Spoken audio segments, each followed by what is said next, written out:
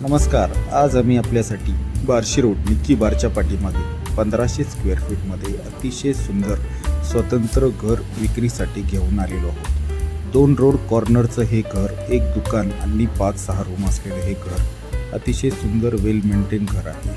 अधिक माहितीसाठी खाली दिलेल्या नंबरवर संपर्क साधा. धन्यवाद.